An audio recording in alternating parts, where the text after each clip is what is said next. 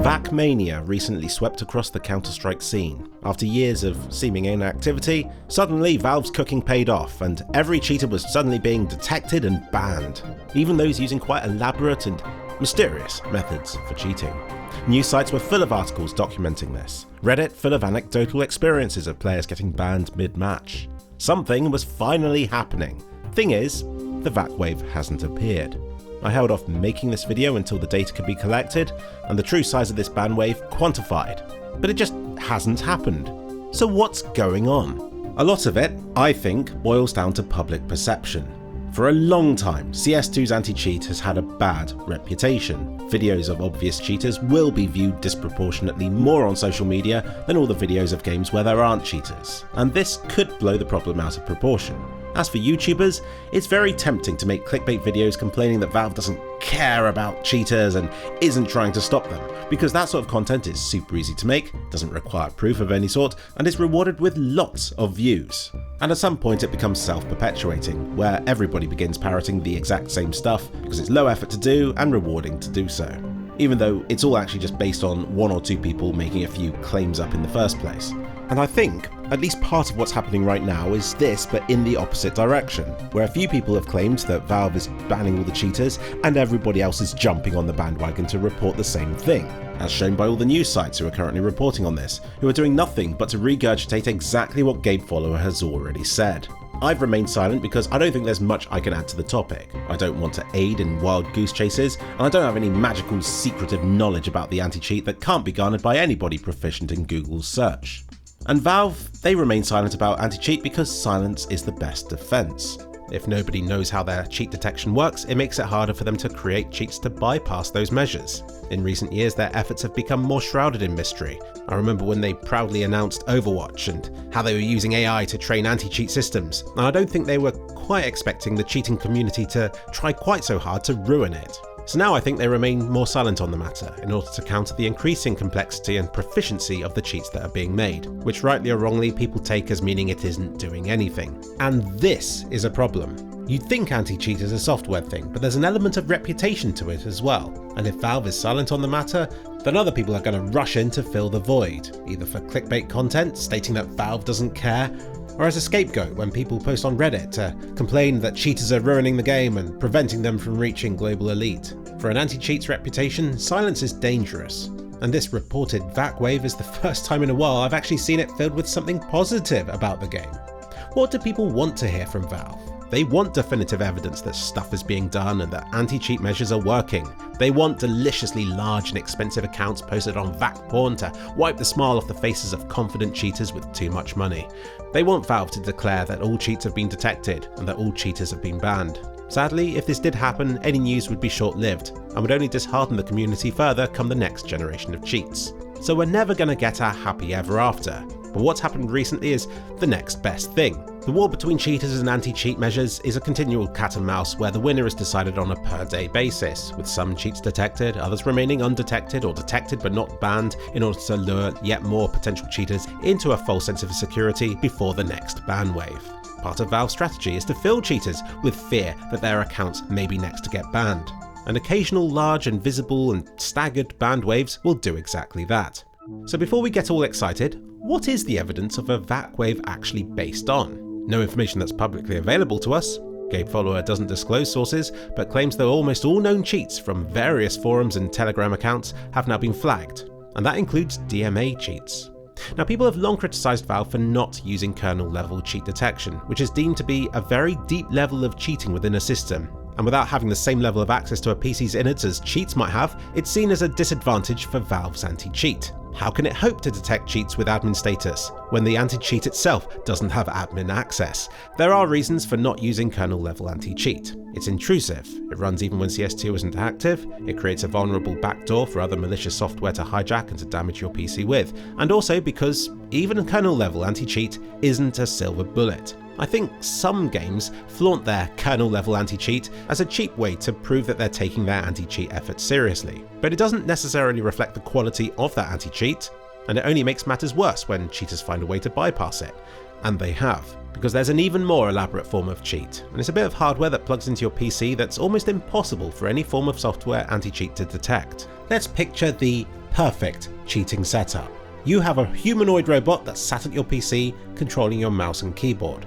There are no cheats on the PC, there is nothing for kernel level anti-cheat to spot. The only way to know that something's wrong with how this robot's playing is by analysing that robot's gameplay and to look for behaviour that puts it at odds with human players. And that's apparently something that this latest VAC wave has checked for. Not humanoid robots, but robotic behaviour. If you ask me, this is thanks to Valve's AI-driven cheat detection systems, which don't care about how a cheat is achieved, be it standard, kernel level, or DMA.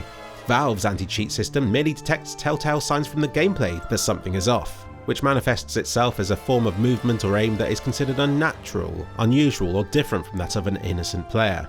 And this ultimately is what I think Valve hopes to achieve. They can't hope to stop all cheats, but they can work to make any cheats that do work to be so subtle that maybe it doesn't even matter anymore. Because even now you can't expect to use blatant spinbot and to get away with it for long. So you have to use sneakier and more subtle cheats instead. And as Valve ramps up their efforts, how much cheating you'll get away with will only continue to shrink. So if a cheat is reduced to having the same reflexes and flaws as a human being, then what point is there to even cheating anymore?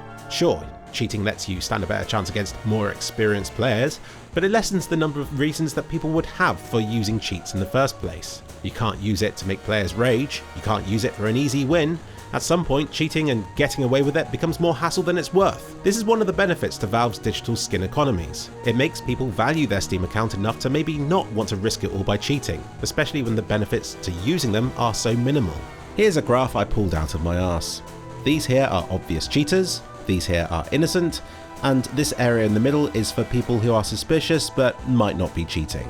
For a long time, Valve has stuck to this point here, only banning players if they're almost guaranteed to have been cheating.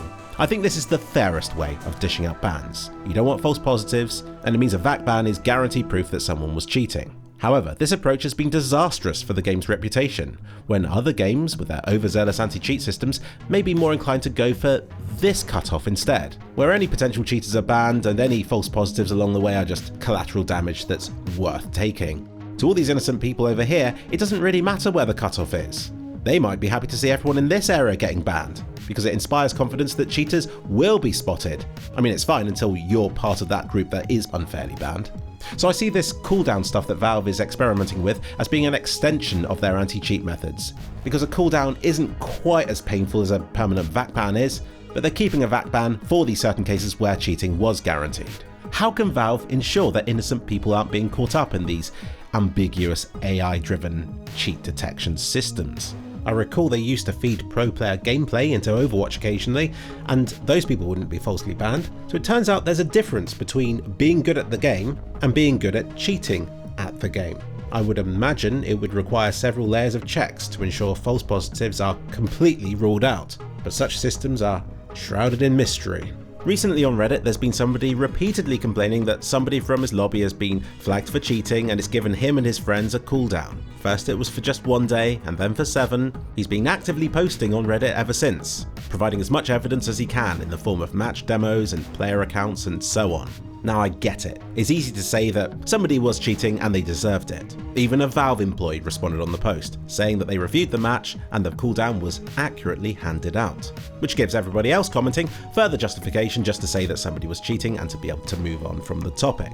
Just like a VAC ban, I like to think you're innocent until proven guilty, and it would suck to be him if he was innocent, only to be told by everybody else and a Valve employee that he deserved it. But the thing is, nobody from his party has received a VAC ban yet. So even Valve systems aren't entirely sure that cheating has occurred. It just imposes a cooldown which then expires and then everybody can play the game again.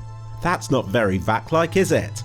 An account that receives a VAC ban is meant to be a 100% guaranteed proof that somebody has been cheating. So if Valve systems aren't committing to giving an account a ban, then that's got to suggest that they themselves aren't entirely sure that cheating has occurred, even if a cooldown has been accurately applied. I did investigate, but I'm not sure I can do anything more than anybody else can who's armed with these demos and player accounts. But still, no VAC ban has been dished out. Valve has always stated how important it is that a VAC ban serves as definitive 100% proof that somebody was cheating. So if a VAC ban hasn't been handed out in this instance, then clearly the systems themselves aren't 100% sure, for sure, that a player in these matches has been cheating. But in the meantime, it sucks for any innocents caught up in these uncertain examples. Like Flom. Look at him. He got a cooldown for suspicious activity, and all that was in front of a large audience. He didn't get a VAC ban either. The cooldown expired and he went on his way, and I fear this is the way that anti-cheat will go. As cheats become more subtle and behave more like regular human behaviour, anti-cheat will converge on this vague, ambiguous line, and we'll see more and more instances of mysterious cooldowns being dished out as a way of slowing suspicious accounts down and preventing so many matches from being ruined, whilst still not committing to a guaranteed ban just in case cheats weren't being used. But it does mean that more and more innocent players will start getting caught up in the crossfire. And I think for those people, receiving a cooldown before being allowed to carry on without an explanation of sorts is going to leave them jaded and with less faith in the anti-cheat systems, which to me might end up undermining the reputation Valve has strived so long for when it comes to imposing VAC bans. Yet for now, this recent wave of supposed VAC activity has been beneficial to CS2's reputation and the confidence that people have in their anti-cheat systems actually doing something. I think a major part of the reason that cheating is so damaging to a competitive game like CS2 is the emotional and psychological impact that it has on the rest of its player base, who invest their time and effort into getting good at a game, and they don't see the point in playing if they're just going to face cheaters and have their games ruined. You don't even have to be playing against cheaters for cheaters to ruin your game if you merely suspect people of cheating. So that's why I see this current flurry of news and forum posts about VAC getting better as being a good thing. Look at it this way, when there isn't any good news, it's bad news for the game whether Valve is doing something or not. So by that logic, when there is good news, it's good for the game, whether Valve are doing something or not. And I don't think they're just going after cheaters. I think they're also trying to make the lives of cheat developers a living hell. Anybody who's played Deathmatch recently will have spotted bot players. These things move and aim very unnaturally. They're not exactly great at playing the game, and people have been left asking what they're for. Are they for farming cases? Are they for training up AI-driven cheating programs? I think there could be another, more sinister reason. I think they're flooding the servers to try and train Valve's anti-cheat systems on incorrect data. If there are enough bots in the game, then Valve's anti-cheat might start thinking that that sort of bot behaviour is the norm, and that it's human players behaving unnaturally. So I think that by flooding Valve servers with bots is a very expansive, extensive and expensive way for cheat makers to try and bring down Valve's anti-cheat. But this will come at great cost to the cheat makers. But the fact they have to go to such efforts to try and bring down Valve's anti-cheat makes cheat development less financially viable, if all their time and effort and computing resources are put into a side project like this. And for what exactly? To produce cheats that are of limited effectiveness in the first place? This is going to reduce the market for their product. And to counter this bot army, all Valve has to do is to flag enough of these bot accounts as bots, not necessarily to ban them, but just to put them into a low-trust bot-only lobby, to blacklist them from certain forms of anti-cheat training, and to keep the cheat makers wasting their time and resources on efforts that don't even further their cheat developing efforts. They just don't know it yet. And maybe that's the real victory here. Not to stop cheating, but to make it so pointless and time-intensive for everyone to do that they just give up trying. Or maybe just move on to another game that's armed with mere kernel-level anti-cheat. There's one unintentional benefit to this anti-cheat arms race. You know how Capture used to give you words to type? It had a secondary purpose too. It helped digitize entire libraries of books. Now Capture will give you images of cars and bikes, which in the background is helping to train AI to learn to drive. Valve's anti-cheat efforts might end up resulting in another benefit that no one had foreseen coming. It might be creating the most human-like bot behaviour yet. You know the Stop Killing Games campaign? The argument that multiplayer games are left unplayable and unsupported once the developer has moved on from them. I imagine with lifelike bots, trained on the gameplay itself against players from the time, we'd be able to populate games like Counter-Strike 2 with bots you could play against whenever you please. It could be one step closer to immortalising a multiplayer games experience for individuals to enjoy whenever they want, forevermore. But in the meantime, we'll just have to put up with all the cheaters.